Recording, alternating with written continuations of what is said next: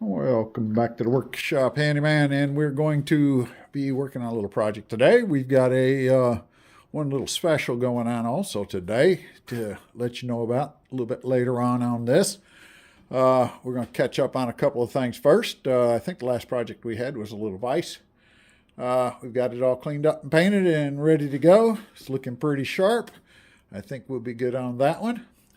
But the main subject here for right now is that you will want to watch until the end of the video, and I'll let you know about a little giveaway I got going on, and we'll let you know how to participate on that. But we do have a Echo cs-400, and a customer brought it to me and said that they don't know what's going on with it. They prime it, they start it up, and it shuts right back off again.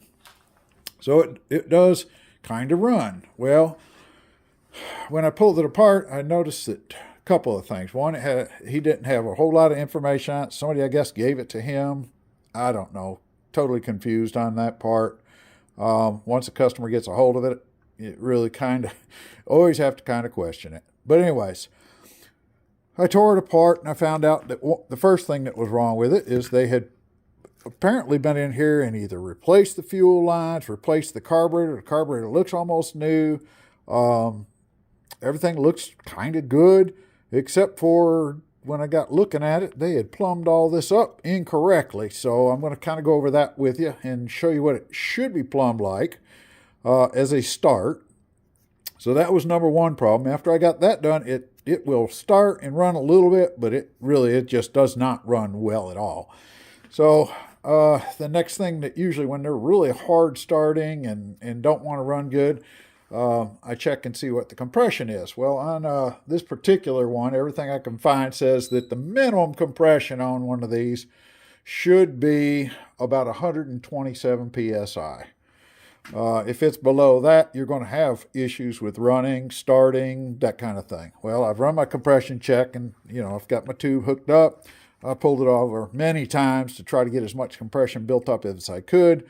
And when I do that, my gauge is reading, way less than that, probably about 80 pounds. So we're way below on a compression. I would guess that's probably why it's not running well. So at this point, I'm really not going to probably waste a whole lot more time on this. But there's not had a good, I don't know, I've looked around a little bit, even on YouTube University, as we call it, to find out what's going on. And so when I did that, let me see if I can go ahead. I'll pull this vacuum back off of here, get it out of the way maybe for us. So we'll go ahead and take that loose. And then we're going to kind of go over the plumbing on this thing just so you maybe understand it a little bit better. So I've looked in here to see if there's any scars, and I don't think you can see anything here. I've got a little camera that I can look in there. It doesn't really look bad, but I can't really see well against all of the wall there. I could take the time and pull that off, but if it hasn't got compression, it doesn't have compression. That's pretty much the way I look at it. It's not probably worth pursuing a whole lot more as to why. It just doesn't have it. So we'll put the plug back in there. Now, on our fuel for this, the purpose of a purge bulb, or one of your bulbs here, is not to pressurize and put fuel into your carburetor, which is what they had it plumbed up to do. They had this pulling it out of your tank, bringing it up into the purge valve, and then taking it from the purge valve into the carburetor, and then trying to force it into there, and then coming out the carburetor and back into the tank to vent the extra back in there. So the purpose actually of this is it's a one-way valve. It's a check valve. And what it does is it's supposed to create a vacuum throughout your carburetor and suck gas from your fuel tank up into your carburetor, through your carburetor, back through the purge bulb, and then pump the excess back into the tank. And that's supposed to fill all the compartments within your carburetor so that you can go ahead and start your unit. So pumping this is as much as you want to. It's not going to hurt. It's not going to flood your carburetor. It should not cause any problems. It's just causing the fuel to continuously flow through your carburetor the way it's naturally supposed to go anyways. And then when you fire it, the air comes through and pulls it across there and sucks the fuel up into your cylinder. So without it sucking anything, it's just going to flow the fuel in and out of your carburetor. No big deal. You can pump this 100 times. It should not cause it to flood, should not cause it to, any problem. So I kind of did a little diagram here just to kind of understand. Also, that was the other thing. There's two different lengths on here. If you're trying to figure out which one of these places, there's two hoses where the hoses hook up. There's two spots on the back of these purge valves. Will look something similar to this one here.